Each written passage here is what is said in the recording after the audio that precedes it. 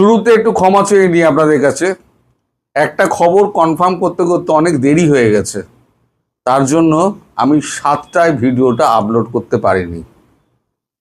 খবরটা এখন কনফার্ম হওয়ার পর আমি ভিডিওটা আপলোড করছি। তারপরেও আর একটা কথা বলে দিই, সেটা হচ্ছে আমি একটা নতুন চ্যানেল করছি, সেটা হচ্ছে তরুণ ঘোষ প্লাস। এই তরুণ ঘোষ প্লাসে আমি সেগ্রিগেট করে দিচ্ছি এই কারণ একই চ্যানেলে বাংলাদেশ এবং আমার পশ্চিমবঙ্গের খবর যখন হয়ে যায় তখন তালগোল পেকে যায়, পশ্চিমবঙ্গের মানুষ বুঝতে পারে না, অনেক দর্শক আমার চলে যাচ্ছে। তাদেরই কয়েকজন আমাকে বুদ্ধি দিয়েছে, আপনি সেগ্রিগেট করে দিন। তো তরুণ ঘোষ প্লাস যেটা থাকবে সেটাতে আমি সমস্ত বাংলাদেশের খবরগুলো দেবো। এখানে দেবো না তার মানে এই নয়, দেব, কিন্তু ম্যাক্সিমাম খবরটা তরুণ ঘোষ প্লাসে যাবে। আর ন্যাশনাল ডায়ালগ, তরুণ ঘোষ ন্যাশনাল ডায়ালগে যেমন আছে, সেখানে যাবে শুধু আমার পশ্চিমবঙ্গ এবং ভারতের খবর।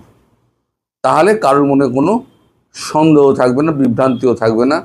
ফলে আপনাদের কাছে অনুরোধ, আপনারা চ্যানেলটা 2-1 দিনের মধ্যে স্টার্ট করব, তরুণ ঘোষ প্লাস এই চ্যানেলটা আপনারা সাবস্ক্রাইব করুন এবং ওখানেই আপনারা বাংলাদেশের সমস্ত খবরাখবর পাবেন। এবার ফিরি আমি খবরে। খবরটা কি এমন জরুরি, সেটা হচ্ছে কদিন আগে আমি আপনাদের বলেছিলাম যে আমাদের ট্রাই সার্ভিসের সঙ্গে একটা মিটিং করেছেন প্রধানমন্ত্রী। মিটিং করে তিনি এর উদ্দেশ্যে চলে গিয়েছেন, বিদেশ চলে গিয়েছিলেন, ফ্রান্সে। ওই ট্রাই সার্ভিস মিটিংটা করেই ফ্রান্সে চলে যান।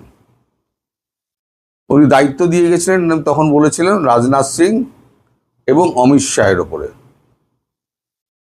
এখন যে খবরটা এখন পাওয়া যাচ্ছে, আমি আপনাদের কখনো বলছি না যে আমি 100% শিওর, কিন্তু একটা পুরো খবর আসছে যে রংপুর হয়তো আপনাদের হাত থেকে যে কোনো দিন বেরিয়ে যেতে পারে। এখন 2-3 বছর আগে যদি আমাকে যদি কেউ বলতো, আমি বলতাম যে না, এটা উচিত নয়। কারণ ভারত বাংলাদেশকে স্বাধীন করে দিয়েছে। ওই 22 কিলোমিটার চওড়া যে রাস্তা আমাদের শিলিগুড়ি করিডোর, সেটা সবাই জানে এবং ভারত সেটা মেনে করে ব্যাপারটা বাংলাদেশের ম্যাপ তৈরি করেছে, বাংলাদেশের ভূখণ্ড ছেড়ে করেছে। তাহলে আজকে কি এমন পরিস্থিতি ঘটলো যে রংপুরটাকে নিতেই হবে? একটা কথা কিন্তু আমি আরেকবার বলেছিলাম যে আজকের দুনিয়ায় শক্তি যার, সবকিছু তার। জিসকা লাঠি উসকা ভ্যাঁস। আপনি যদি দুনিয়ার দিকে তাকান, আপনি দেখুন রাশিয়া ইউক্রেনকে মারতে মারতে মারতে মারতে প্রচুর দখল করে নিয়েছে, বলছে আমি ছাড়বো না। আপনি ইসরায়েলকে দেখুন, গাজা মারতে মারতে মারতে 20 কিলোমিটার ঢুকে গেছে, আমেরিকাকে বলছে আমি ছাড়বো না। এরকম প্রচুর উদাহরণ রয়েছে। ইরান যে হরমুজ প্রণালী বন্ধ করে দিল, এতগুলো দেশ আছে, একমাত্র আমেরিকা এগিয়ে এসছিল যে খুলতে হবে, কিন্তু বিফল হয়েছেন। সেটা আলাদা কথা, সফলতা বিফলতা এটা তো নির্ভর করে হচ্ছে সময়ের ওপর। কিন্তু এতগুলো দেশ আছে, কেউ কি আমেরিকার পাশে গিয়ে দাঁড়িয়েছিল? ইনক্লুডিং ভারতের কথা বলছি, কেউ তো দাঁড়ায়নি। সুতরাং এখন পৃথিবীতে যেটা চলছে, জিসকা লাঠি উসকা ভ্যাঁস। 2-3 বছর আগে যদি আমায় জিজ্ঞেস করতেন, আমি বলতাম না, এটা একটা সার্বভৌম দেশ, সেই দেশ আমরা দখল করতে পারি না, ভারত তো করবেই না। কিন্তু আজকের দিনে যে পজিশনে এসে পৌঁছেছে, তাতে বাস্তব প্রয়োজনীয়তা হচ্ছে চিকেন নেককে চওড়া করা ছাড়া অন্য কোনো গতি নেই। আমি এর আগে বহুবার আপনাদের বলেছি যে চিকেন নেক ওখান থেকে আপনার রংপুর থেকে রাজশাহী আপনার ঢুকতে পারে, ভেতরে গঙ্গাটা চলে আসবে। আপাতত রংপুরের কথাটা শোনা যাচ্ছে, রাজশাহীর কথা কিন্তু শোনা যাচ্ছে না। আবার আমি বলে দিচ্ছি, রংপুরের কথা শোনা যাচ্ছে, রাজশাহীর কোনো কথা কিন্তু শোনা যাচ্ছে না। আমি জানি না কবে এটা হবে না হবে, আমি সেই সম্পর্কে আমার কোনো রকম ধারণা নেই। কে ভুল কে ঠিক সে সম্পর্কে আমি কোনো মতামত দেবো না। এটা রাষ্ট্র টু রাষ্ট্রের ব্যাপার, রাষ্ট্র টু রাষ্ট্র বুঝবে। আমরা হচ্ছে গিয়ে খালি দর্শক, আমরা আর কিছু না।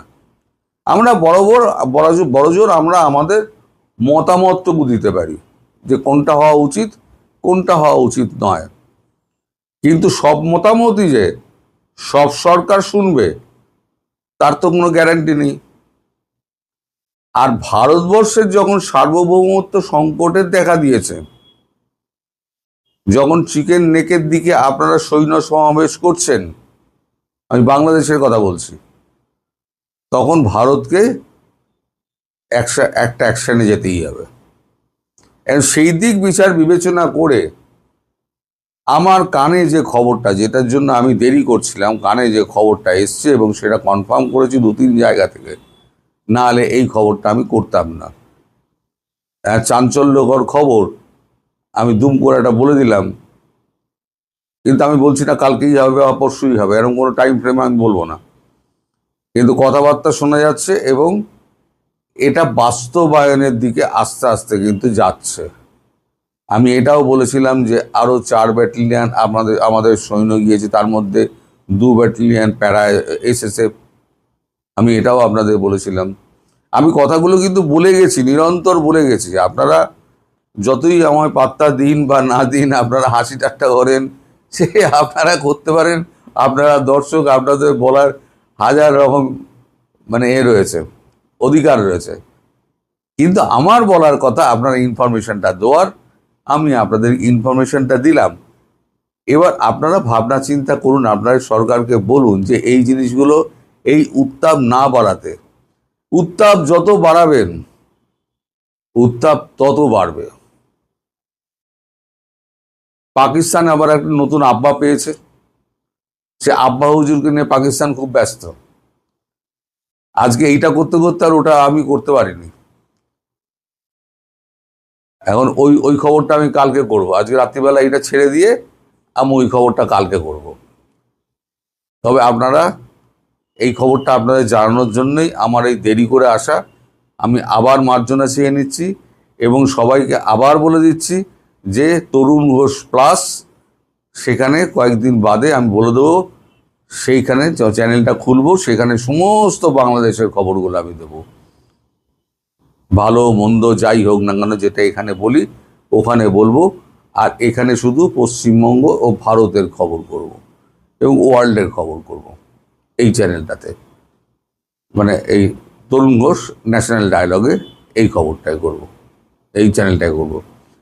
তো আপনারা সবাই সুস্থ থাকুন, সাবধানে থাকুন এবং ওপরওয়ালার কাছে কামনা করুন যেন দেশ সুস্থির থাকে। দুটো প্রতিবেশী রাষ্ট্র একে অপরের সঙ্গে কাঁধে কাঁধ মিলিয়ে চলুক, বন্ধুত্বপূর্ণ সম্পর্ক হোক, আমরা এটাই চাই। কিন্তু আমি চাইলেই তো হবে না, আর এক পক্ষকেও চাইতে হবে। তেলে জলে তো আর মিশ খায় না। এখন দেখা যাক ভবিষ্যতে কি আছে না আছে। আপনারা ওয়েট করুন, আমিও ওয়েট করব। ধন্যবাদ।